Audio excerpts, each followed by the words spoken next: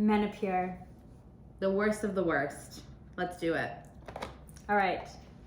Menopur, you need a 3 milliliter syringe. Sometimes they come with the needle already on it, and sometimes they come just the syringe itself. So Right. just FYI. You don't need the big needle. Don't use it. It makes things more complicated unless you're already a nurse. Like, don't bother. The Q-cap. Menopur makes these beautiful little things called Q-caps. So what you're gonna do is if it does come with the big needle on, twist it off, throw it in your sharps container. You don't need it anymore.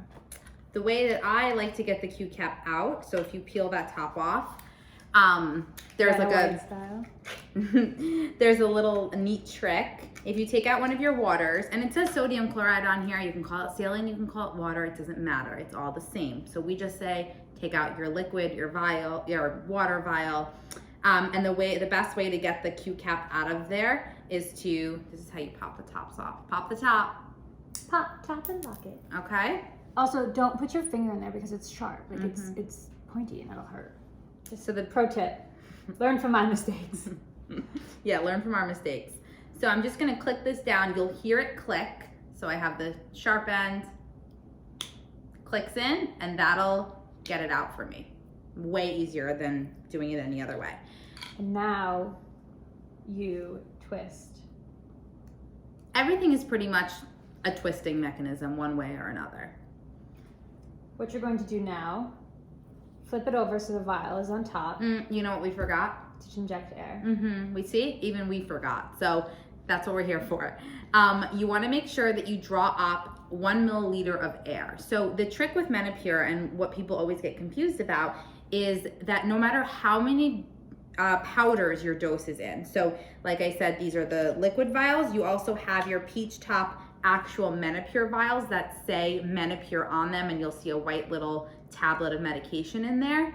No matter how many vials your dose is in, it could be 1, it could be 5, you still only start out with 1 milliliter of the liquid. And so to guide us into doing that, you want to draw up 1 milliliter of the air first. Take it away, Vanna. Twist. And then inject the air, because what that's going to do is increase the pressure inside of this vacuum sealed vial. Then you turn it over, and honestly, if you just let it go, it almost fills up itself. Let it go. Let it go. Thank you, Anna. Is it Anna or Elsa? Elsa. Thank you, Elsa. So now you pull back, and you'll see, and then what you do is just It's kind of like pop that a off. wiggle and pull at the same time kind of motion. You don't want to take Wiggle the it. Q-cap just a just little a little bit. You don't want to wiggle you want to wiggle and pull it off because you don't want to twist the Q-cap off yet. We're not done with it yet. Right. We go directly from that into one of your Menopur powders. So now we have our liquid ready to mix our powder with. Same thing. Click. Now you inject the water. Put it in. The Menopur, the powder will dissolve like almost instantly. So if you like put a drop in and you don't see it, it's not like it was empty or anything. It just really dissolves like instantly. It goes really fast. So flip it over again and then draw it out. You draw the entire contents out. And what I like to do is I like to pull back if I'm doing more than 1 vial of powder, is pull back a little farther, like give yourself an air gap just in case something happens. Like if you drop it, or you don't want to lose the medication. So this just gives you like a buffer zone to make mistakes.